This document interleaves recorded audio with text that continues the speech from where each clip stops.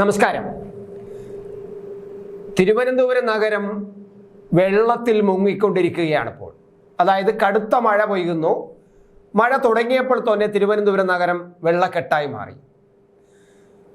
നമ്മുടെ മേയർ ഇക്കാര്യത്തിൽ ഇതുവരെയും ഒരു അഭിപ്രായം പറയുകയോ സജീവമായി കാര്യങ്ങൾ ചോദിച്ചാൽ മിണ്ടാതിരിക്കുകയാണ്. ഒരുതരം നിസ്സംഗതയാണ് തിരുവനന്തപുരത്തെ മേയറും ഡെപ്യൂട്ടി മേയറും എടുക്കുന്നത് എന്നുള്ള ആരോപണം ഇപ്പോൾ തന്നെ പട്ടണത്തിൽ ഉയർന്നു കഴിഞ്ഞിരിക്കുകയാണ്.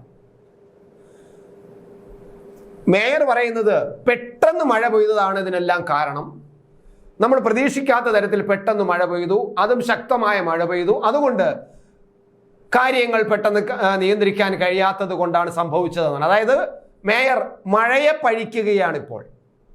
എന്നാൽ മഴയ്ക്ക് മുമ്പായ പൂർവ്വ ശുചീകരണം, മഴക്കാല പൂർവ്വ ശുചീകരണം എന്ന പേരിൽ വിളിക്കുന്ന നേരത്തെ തന്നെ ഓടകൾ വൃത്തിയാക്കുക, തോടുകൾ വൃത്തിയാക്കുക, ഇങ്ങനെയുള്ള പണികളൊന്നും തന്നെ തിരുവനന്തപുരത്ത് അത്ര കാര്യമായിട്ട് നടന്നിട്ടില്ല, പട്ടണത്തിൽ നടന്നിട്ടില്ല.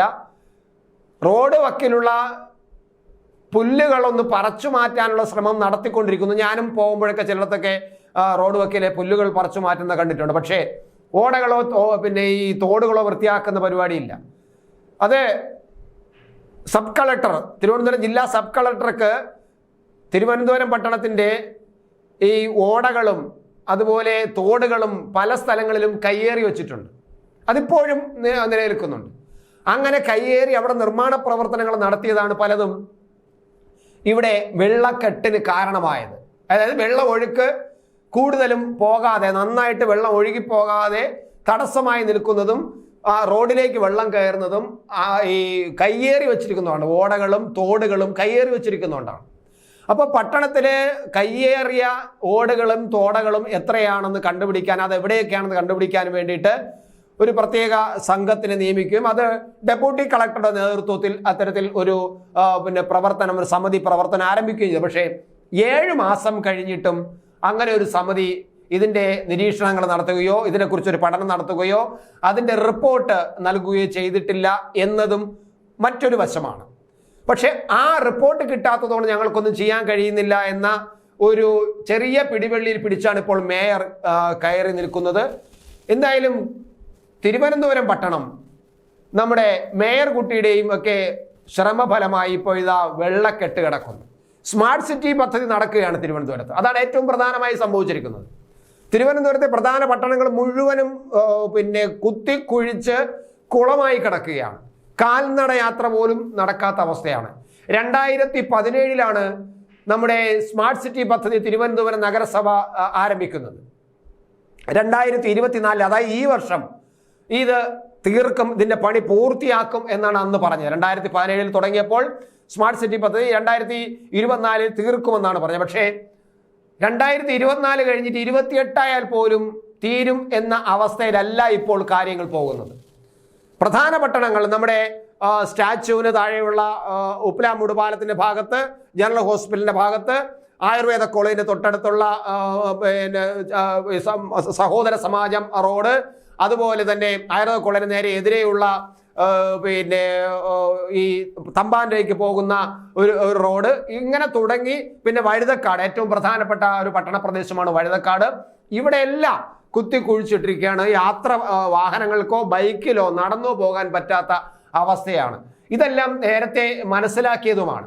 പക്ഷേ ഒരു നടപടി എടുക്കാനും ഈ മേയറുടെ നേതൃത്വത്തിലുള്ള കോർപ്പറേഷൻ ശ്രമിച്ചില്ല. പകരം വാഹനങ്ങളെ തടഞ്ഞു നിർത്തുക, ഡ്രൈവറെ ചീത്ത വിളിക്കുക, നിന്റെ തന്തയുടെ വാഹനങ്ങളുടെ റോഡ് എന്ന് ചോദിക്കുക, ഇത്തരത്തിലുള്ള പ്രവൃത്തിയുമായിട്ടാണ് ഈ മേയർ മുന്നോട്ട് പോയത് എന്ന് തോന്നുന്നു. എന്തായാലും തിരുവനന്തപുരം നിവാസികൾ ആകെ ഇതുവരെയും വെള്ളം കയറാത്ത ചില പ്രദേശങ്ങളിൽ പോലും, മുട്ടത്തറ ആ ഭാഗത്ത് കുറച്ച് വെള്ളം കയറുന്നു. പക്ഷേ പേട്ട ഭാഗങ്ങളിൽ അത്ര വലുതായിട്ട് വെള്ളം കയറുന്ന സ്ഥലങ്ങളല്ല, ഇതുവരെയും അങ്ങനെ വലുതായിട്ട് കയറിയിട്ടില്ല. പക്ഷേ ഇപ്പോൾ പേട്ട അങ്ങനെ തുടങ്ങിയ പ്രദേശങ്ങളിൽ പോലും ഒരു വീടുകളിൽ അകത്തേക്ക് വെള്ളം കയറുന്ന അവസ്ഥയാണ്. അതായത് ഇതിനു മുമ്പ് തിരുവനന്തപുരം പട്ടണത്തിൽ വെള്ളം കയറാത്ത ഭാഗങ്ങളിൽ പോലും വെള്ളം കയറുന്നു. ഇത് പ്രധാനമായിട്ടും സ്മാർട്ട് സിറ്റി പദ്ധതി ഇഴയുന്നതിൻ്റെയും പണി പുരോഗമിക്കാത്തതിൻ്റെയും കാരണമാണ്. ഈ PWD മന്ത്രി ഈ സ്ഥലത്തില്ല. അദ്ദേഹം ഇങ്ങനെ സുഖവാസത്തിലാണ്. അദ്ദേഹം ഇപ്പോൾ തിരുവനന്തപുരത്ത് എത്തിയിട്ടുണ്ട് എന്നാണ് വിവരം കിട്ടുന്നത്. എന്തായാലും അദ്ദേഹം ഇതുവരെയും ഈ പണികളെല്ലാം എങ്ങനെയാണെന്ന് നോക്കാതെ അദ്ദേഹം സുഖവാസത്തിലായിരുന്നു എന്ന് നമുക്കറിയാം. എന്തായാലും മേയർ ഇപ്പോൾ മഴയെയാണ് പഴിക്കുന്നത്, മഴ പെട്ടെന്ന് പെയ്തു എന്നാണ്. എന്തായാലും ഈ സമയത്ത് എനിക്ക് വേറൊരു ഒരു പ്രധാന ജനപ്രതിനിധി, ഞങ്ങളുടെ നാട്ടിലെ ഒരു ജനപ്രതിനിധി ഒരു പ്രയോഗം നടത്തിയതാണ് എനിക്ക് ഓർമ്മ വരുന്നത്. ഞങ്ങളുടെ നാട്ടിലെ ഒരു നിയമസഭാ സാമാജികനായ ഒരു ജനപ്രതിനിധി, അദ്ദേഹം വലിയ തമാശക്കാരനാണ്, നല്ല വാഗ്മിയാണ്, അതുപോലെ തന്നെ നന്നായിട്ട് എഴുതും, നല്ലൊരു സാഹിത്യകാരനൊക്കെയാണ്. അദ്ദേഹത്തിന് ഞങ്ങളുടെ നാട്ടിൽ ഒരിക്കൽ MLA ആയിരുന്നു. അവിടെ ഇതുപോലെ ഭയങ്കരമായ മഴ പെയ്തപ്പം അദ്ദേഹത്തിന് ഇങ്ങനെ പലരും പോയി പരാതി എന്ത് ചെയ്യാം, മാനത്തിൻ്റെ തയ്യൽ പൊട്ടിപ്പോയി, ഞാൻ എന്ത് ചെയ്യും എന്ന് അദ്ദേഹം തമാശയായിട്ടെങ്കിലും പറഞ്ഞു. അതുപോലെയാണ് ഇപ്പോൾ മേയർ പറയുന്നത്, ഞാൻ എന്ത് ചെയ്യും, മഴ പെട്ടെന്ന് വന്നുപോയി, അതുകൊണ്ട് സംഭവിച്ചതാണ്.